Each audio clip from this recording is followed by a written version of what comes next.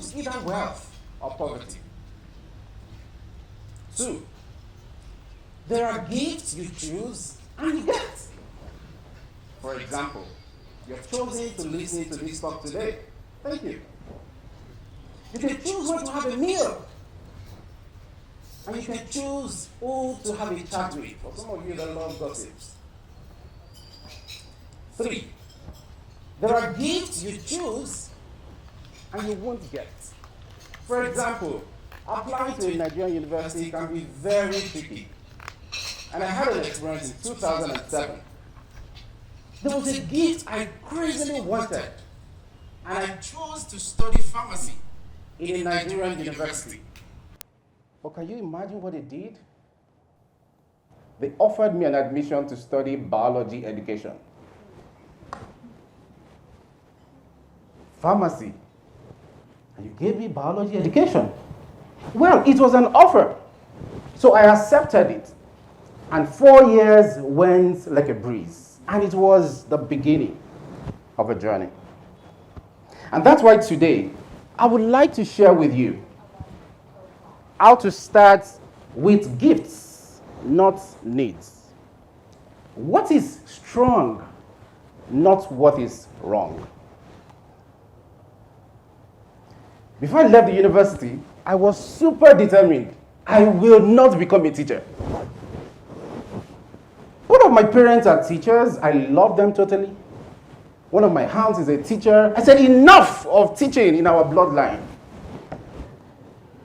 So if I'm not going to become a teacher, I asked myself, what do I have as a fresh biology education graduate? 2 things, my curiosity and my excellent writing gifts. I took those 2 gifts, I used it, and it got me into an airplane for the very first time, off to India for 7 months on a scholarship. I was like, whoa, this is interesting. That one opportunity made me run back into teaching. Not in the classroom, but in the real world. Those 2 gifts, curiosity and writing, helped me to use a noisy platform like Twitter to get into fully funded programs, to co-launch 3 organizations, to see new countries, and most importantly, to add a little spark in the lives of others. I hope today I can add a little spark in your lives. I came back from India and I told myself, if just 2 of my gifts could open those doors and possibilities, what if I could help other people to activate their gifts and launch their awesome dreams? So I asked myself again, what do I have? 2 things. My gift of listening and my gift of people. So I activated those 2 gifts and it landed me in a community called Afon in Kwara State, Nigeria, where I met a young boy called Abubakar. Well, Abubakar is no longer a boy. He's growing to become a man now. Abubakar shared with me that he has been looking for places and people where he could launch his creativity, his ingenuity. Abubakar has been a carpenter for so many years as a young boy. And he shared with me some of his awesome dreams. I looked at Abubakar. I asked him the same question I asked myself. Abubakar, what do you have? 2 things. A sense of humor and a desire for growth.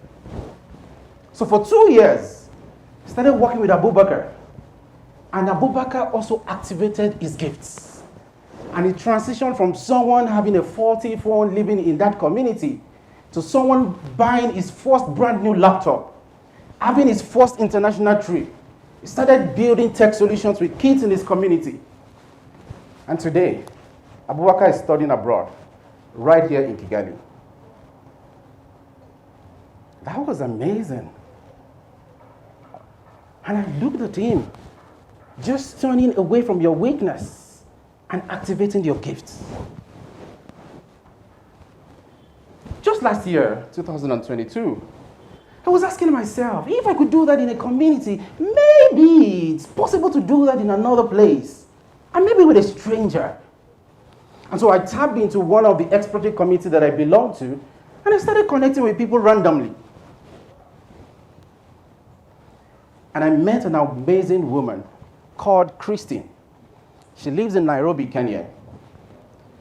Christine has been a banker for 12 years. And she has been trying to start an initiative to help domestic violence survivors to thrive again. But it's been a lot of trouble. Imagine trying to combine banking with running an initiative. And so when I met Christine, I asked her the same question. Christine, what do you have? Two things.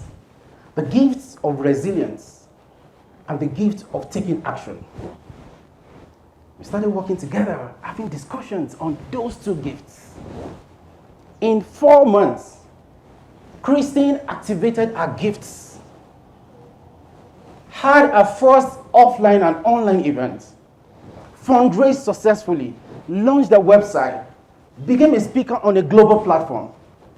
And she started working with about 10 women to move them towards recovery. Ooh, so it could happen with a friend, and it could happen with a stranger. Remember, all it took Abubakar was just to activate his gift and turn away a little bit from his weaknesses and the community that he has grown up from. All it took Christine was basically to look away from the challenges for a bit and activate the gifts that she had. What it took Fash was to look at some of his gifts, and opportunities began to blossom. There are many more stories, but let's talk about you.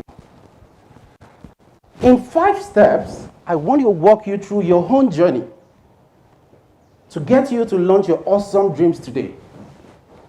So let's do this together. I want you to grab your phones or a notepad. Flip it to an empty page or an empty notepad on your phone. And let's do this together. And I walk you through how you can start from today. Step 1. Ask yourself, what is the gift of my head? Think about it as your knowledge. Something that people will come knock your door at because they know you're the only one that does it best.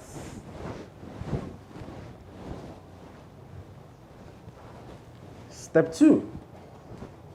Ask yourself, what is the gift of my hands? What are the skills that you have? What are the things that comes naturally to you? Some have the gift of the hands to carry a baby, and that baby will no longer cry forever. Step 3. Ask yourself, what is the gift of my heart? That's your passion. Something that comes naturally to you. Either they give you food or money, you will still do it. Even when they ask you to stop it, you will still do it. Step 4. Ask yourself, what are the challenges and the problems in my community? You know those things that people complain about so much? You know those things that people are super angry about? Those are the problems in your community. Step 5. Take all the gifts from step 1 to 3 to meet the need of step 4. One step at a time. Remember, I wanted to run away from teaching, but just activating 2 of my gifts got me to run back into it. And maybe forever, I would love to teach. Either you like it or not, you have gifts, you have skills, you have knowledge, you have talents, you have a unique story. There is none of you that has ever existed, and none of you can ever exist at the same time forever. My question to you is, when are you going to start? Thank you.